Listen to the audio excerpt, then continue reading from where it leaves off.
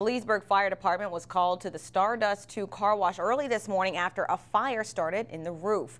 Fire officials say as they arrived around 4:50 a.m., they saw flames coming out of the top of the building. The damage was quite extensive as some of the wires melted, rendering the car wash useless. Now 10 employees are out of a job for the time being.